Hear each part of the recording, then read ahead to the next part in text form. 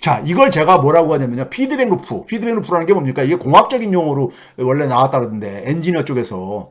인풋, 들어간 것이 쭉 해서 아웃풋이 나올 게 아닙니까? 아웃풋이 다시 인풋으로 들어가는 거.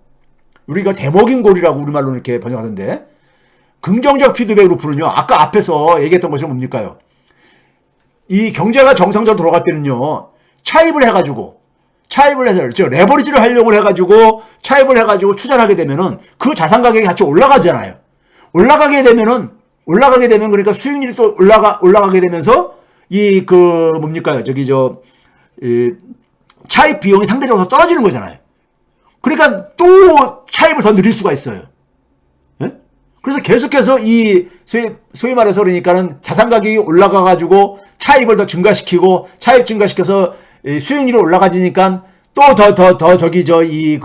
레버리지를 높이게 되고는 이런 이제 소위 말해서 자산 가치를 계속해서 증가시키는 방향으로 순환고리가 만들어지는 게 긍정적 피드백 루프라면요. 부정적 피드백 루프는 뭐냐면요.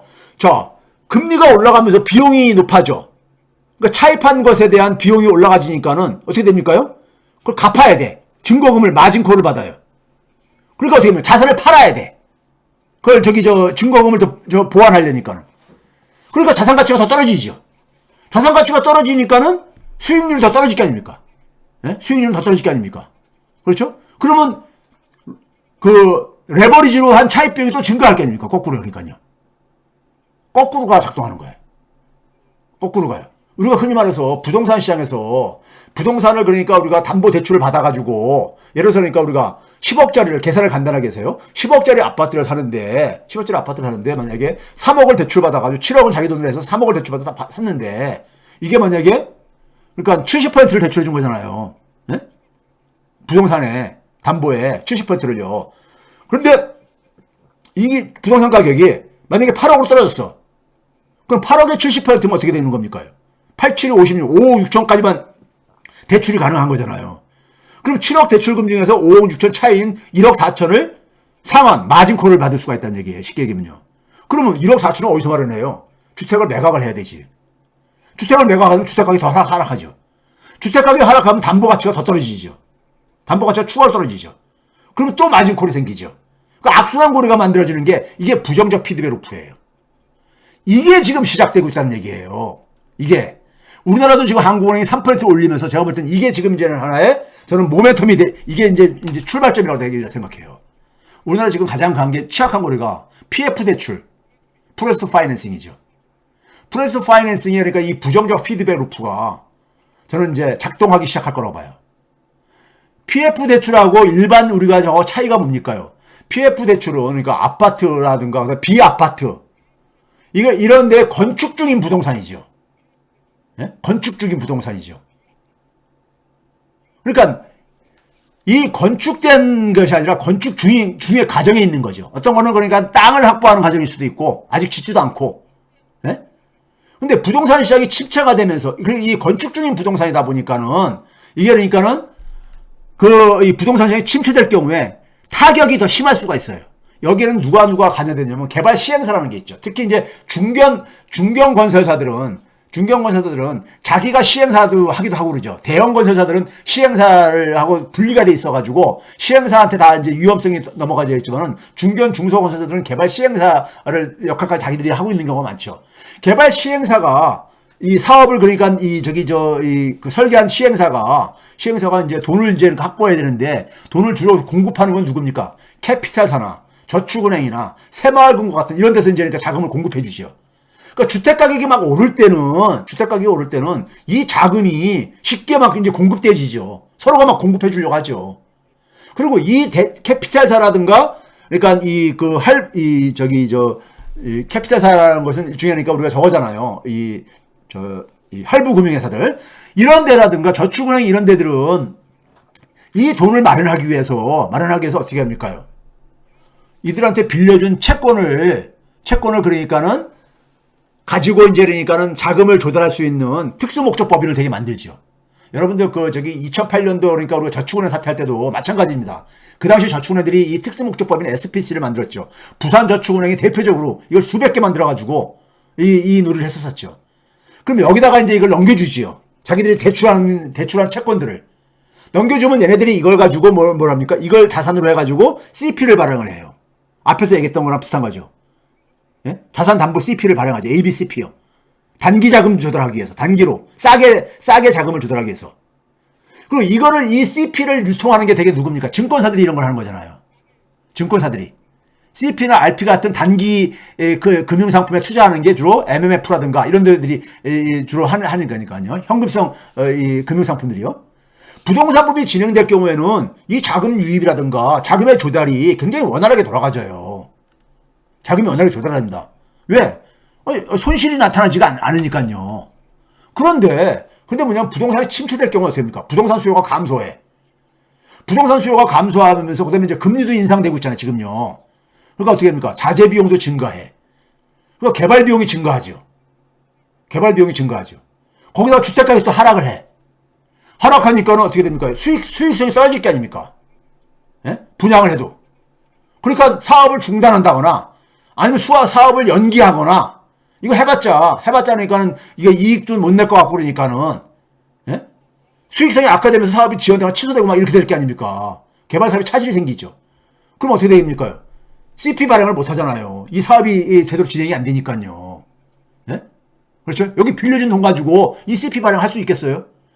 그러다 보니까 CP가 되게 3개월에서 1년 만기로 되게 이걸 이제 발행을 하고 운용을 하는데 단기 자금 조달 방식이니까요. 근데 이게 발행되더라도 여기서 투자를 안 하려고 하니까는 이거를 그러니까 단축을 하고 있습니다. 예? 왜? 투자자들은 뭐냐면은 내 자금을 안전하게 해소하려면은 이걸 길게 빌렸다가는 어떻게 될지 모르니까는 길게 만기가 긴 것들은 투자를 안 하는 거예요. 기피하는 거예요. 짧아져가지고 최근에는 1개월까지 이미 축소된 지 오래됐습니다. 예? 그러니까 CP를 발행하는데 어려움을 겪고 있고 혹은 이 CP를 발행한 것을 상환을 못하는 경우도 생기고 있어요. 그러면 이 CP에 투자를 누가 했느냐? 증권사들이 이걸 보증을 해가면서 보증 수수료까지 챙기고 했어요.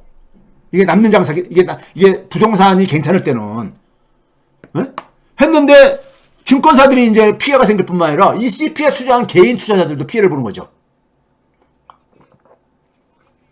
그 대표적으로 나타난 게 강원도 저 춘천에 가게 되면은 춘천에 그러니까는 이 공기업 만든 이 대개 지방자치단체는 이 그 개발 공사들을 많이 만들어서 운영을 하는데 그 레고랜드 사업을 추진하면서 이게 일종의 그러니까 이거는 공기업이 춘천시 공기업이 그러니까 이거 만든 강원 중도개발공사가 그 했던 거죠.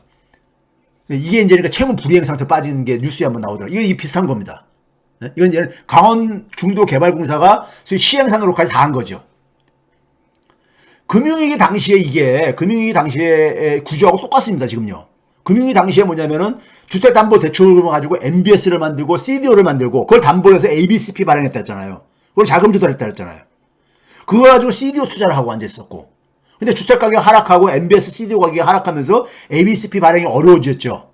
그 다음에 기존에 발행한 ABCP는 상환을 어려워지게 되죠. 그리고 거기에서 뭐냐면은 이걸 피하기 위해서 그러니까 기간이 더 짧은 일주일 이내에 상환을 해야 되는 RP 환매 조건부 채권까지 동원을 해가지고 리먼브러스가 이거를 5%까지 주면서 굉장히 높은 이자를 주면서 발행을 했는데도 이 필요한 자금을 확보를 못하면서 그리고 파산을 한 게 이 금융위기에 일반 사람들이 알고 있는 그 금융위기의 사태인 겁니다.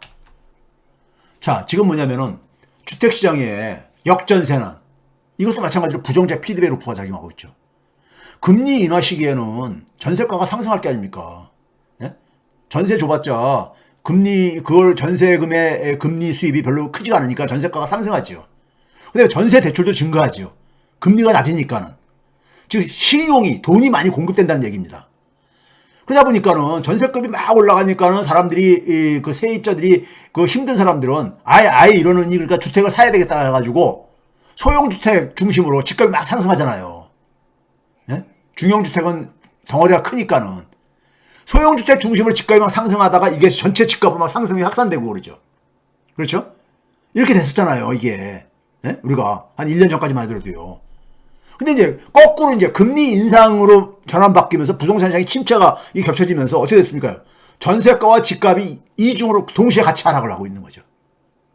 동시에 같이 하락을 하고 있는 거잖아요. 그러니까 어떻게 해야 됩니까? 대출금 일부 이 집주인은 상환 압박을 받을 게 아닙니까? 전세금이 그러니까 처음에 전세 2년 전에 줄 때 저기 3억에 줬었는데 이게 그러니까 2억이 됐대. 1억을 돌려줘야 될 게 아닙니까? 예? 그렇죠? 그러니까 보증금 일부 반환이 필요한다거나, 예? 그 다음에 집값이 하락하게 되면 집값에 그러니까 대출금 일부로 상환 압박을 받을 수가 있단 말이에요. 심지어 깡통 전세 말도 나오고 있는 거죠. 그렇죠? 그럼 어떻게 되는 겁니까? 자산의 처분 압력이 들어오죠. 처분 압력이 증대할 수밖에 없는 거잖아요.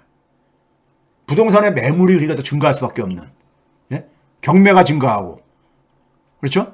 그렇게 되게 되면은 결국 뭐냐면 신용이 축소가 되는 거죠. 금리 인상돼서 비용 부담이 증가해서 대출도 감소하는 것도 있지만은 뭡니까요? 자산 가치가 하락을 하면서 그러니까 그 자산 담보의 가치가 하락하다 보니까 신용 자체가 축소되죠. 그러니까 주택 가격이 하락을 하죠. 주택 자산의 처분 압력이 증대하고 신용이 축소되고 그러니까요. 예? 주택 가격이 하락하는 상황 속에서 또 전세 물량이 증대를 해요. 예? 주택 가격이 하락하니까는 주택이 거래가 안 될 게 아닙니까? 거래가 안 되니까는 전세로 내놓겠다 해가지고 버티는 사람들은 전세로 전환하면서 전세 물량이 증가하잖아요. 또 전세가가 하락하죠. 그러다 보니까요. 악순환고리, 데스 스파이럴이 이렇게 형성되는 거죠. 데스 스파이럴이. 예? 그렇죠? 이런 상태가 지금 이게 다 뭡니까요? 부채, 레버리지를 이용한 것들이 지금 이 소위 말해서 금융시장에 지금 금융시장에 지금 그러니까는 어려움에 지금 그러니까 이 상황을 지금 만들고 있는 거예요.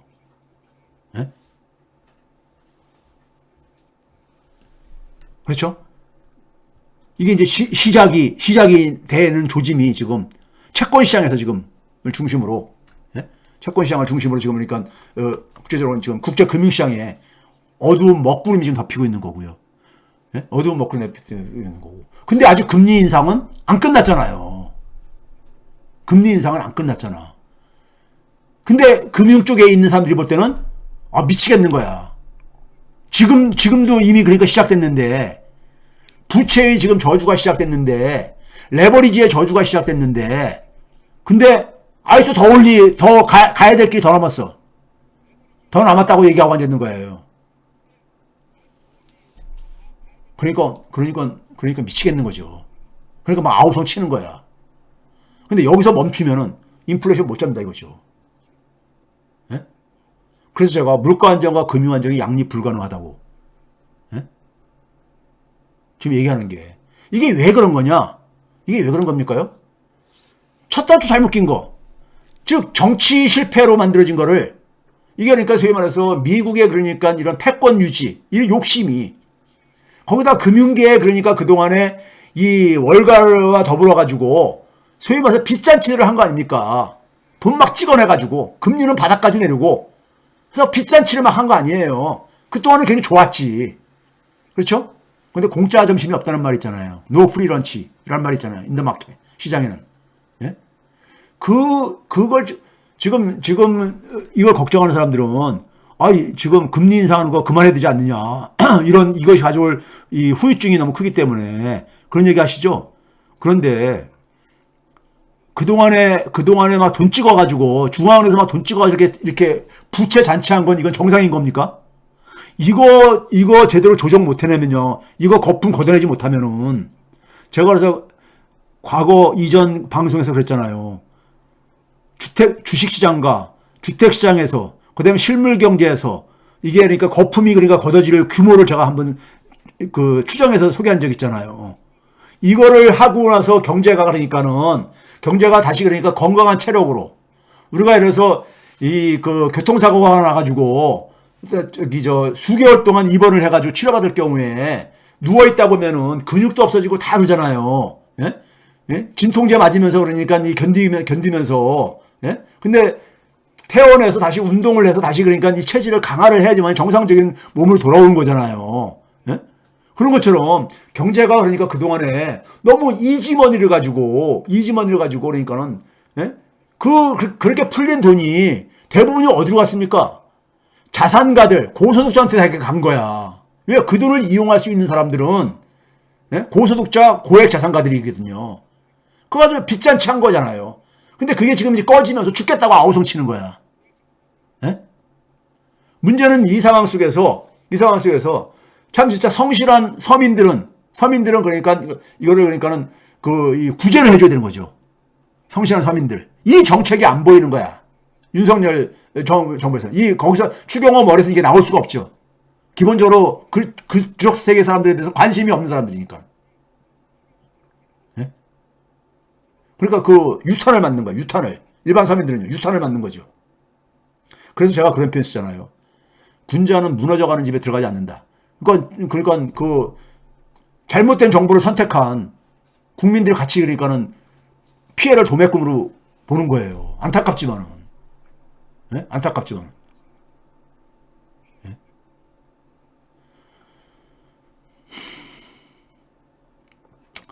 그런 점에서 지금 상황이 굉장히 제가 그래서 제목을 부채 저주의 시작이라고 이렇게 한 이유가 그런 겁니다.